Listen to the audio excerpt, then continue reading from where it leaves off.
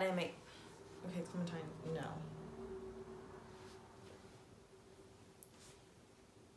Hello everyone, welcome back to my channel. For those of you who don't know me, my name is Lena and I make college and book related content here on YouTube. And today I'll be sharing with you all 7 tips for the summer before college.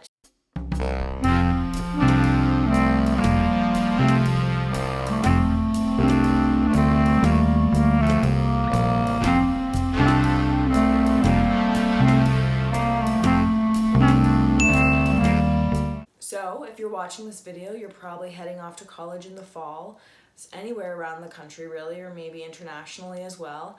And you might be wondering what to do the summer before college because it seems so overwhelming. You're caught in between your high school completion and the beginning of college, and you don't really know what to experience. Maybe you don't have any older siblings or older cousins to really base your knowledge off of, and so you're trying to figure out what to do. So hopefully this video will be helpful for you.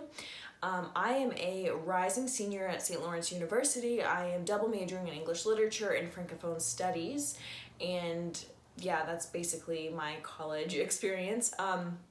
So if you have any questions about St. Lawrence University or college in general, feel free to leave them down in the comments below and I will answer them as best as I can, or you can DM me on Instagram at lenadiane_reads. And without further ado, let's get into the video. So my first tip is to do everything that your future college or university is requiring you to do.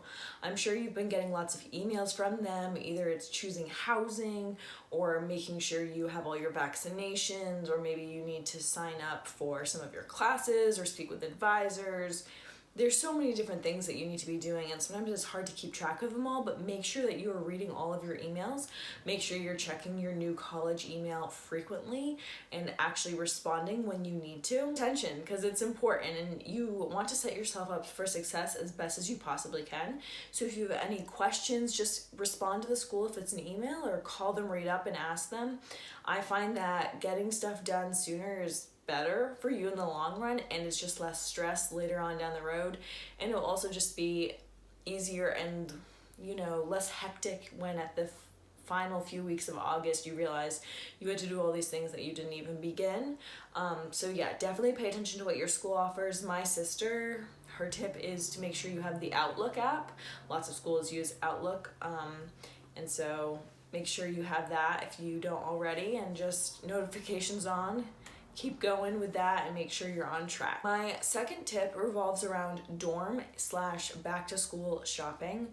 So it can be very overwhelming, especially if this is your first time living away from home. If you're living in a dorm setting, whether that's with one roommate or you're by yourself or you're in a suite situation, it can be a little overwhelming because it seems like there's so many things you need to get. I'm sure you've watched dorm tours, or if you haven't, they'll start popping up in your recommended about all these amazing dorms that are super decorated and very well done, and that's not always realistic for everyone. It is for some people, but not for everyone, so don't get too stressed out about that. But I will say, I think it's very helpful to watch YouTube videos about dorm shopping and dorm vlogs, like tours and things like that, or reading blogs or anything along those lines of back to school dorm shopping lists, because it's very helpful to read through them. The other thing is, you don't have to follow those lists exactly, but oftentimes when I was reading the lists, it would make me think of something else that I need or something else that I would require when living away from home.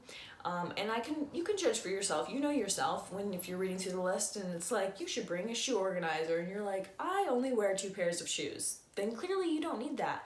And other things where it's like, don't bring any dresses, and I'm like, I wear dresses most days. Also, just keep in mind, personalize it for yourself.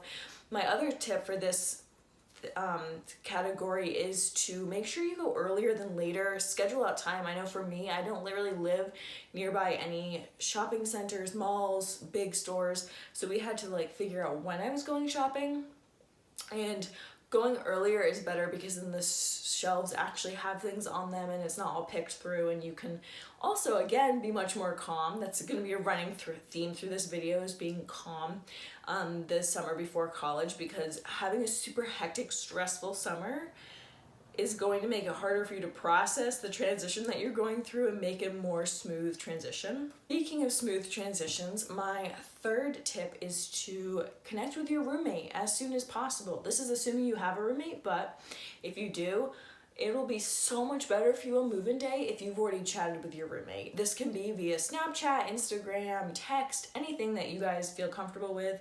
Once you learn who your roommate is, don't wait for them to reach out to you. You reach out to them first.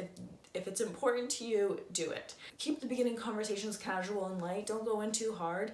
Just be like super friendly, super open. Try to be yourself in the text messages also. I know it can be very stressful because you're trying to be this like perfect version of yourself and you really want your roommate to like you, but if you're not being you, they're gonna be confused when they meet you in real life.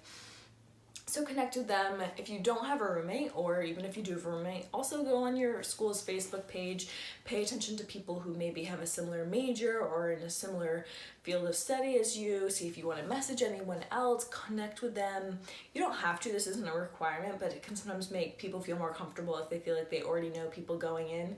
These people may be your friends when you start college, they may not be your friends, but just connecting with the various people and having someone to eat the first few meals with can be nice if you want to. If you don't, I would definitely just recommend doing the roommate at the very least, but you can do as many or as few people as you want. My fourth piece of advice is to think about the academics. And by this I mean, don't forget that the purpose of college is academics. You're supposed to graduate from there with a degree.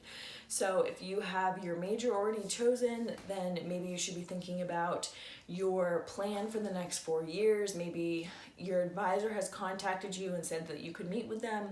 Definitely take advantage of that. Think about your fall schedule, the classes that you're taking, how they fit in with your major or the general education requirements, anything like that. Just don't lose sight of the fact that college is about your academics and that academics are important. And so, well, they're not the be-all, end-all. They are an integral aspect of college. And I know that when I was getting ready during the summer before college, I lost sight of the fact that college was about academics a few times because I was so wrapped up in the concept of new roommate, new place to live, new environment, like so many different other things. And then I was like, wait, like I'm still taking classes, I'm still a student, and I really should be continuing to think about my major and things like that. So don't lose sight of that. And even if you don't think you can, like maybe you're undecided or it just seems too stressful to think about like your next 4 years at college, then just think about maybe some study habits you like, or think about the school supplies you want to purchase, anything like that. Just don't forget that college is about academics and that academics are going to continue to be a part of your life for the foreseeable future. My fifth tip is also in relation to the academics, but think about your extracurriculars as well. This really depends on the type of school you're going to or what extracurriculars you want to be involved in. But keep your eye out for any emails that may be coming from clubs. Pay attention to when the club fair is in the beginning of the semester. I know that I went on my school's website and kind of looked through clubs and made a little list of organizations I thought I'd want to join so I would know which tables to go to for the club fair.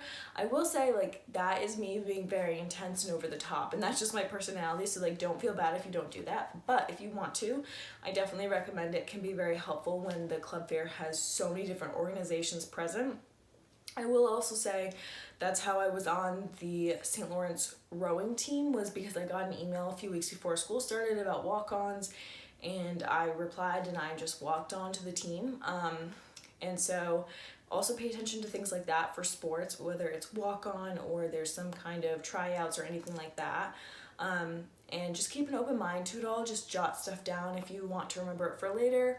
But again, don't be stressed about it. It can just be helpful if you're trying to think of some clubs or interests that you might want to pursue. My sixth tip is to make some money. I mean, college is expensive. There's no way around that. Even if you have a great financial aid package or if your parents are paying in full, there's so many random expenses that you're gonna bump into time and time again.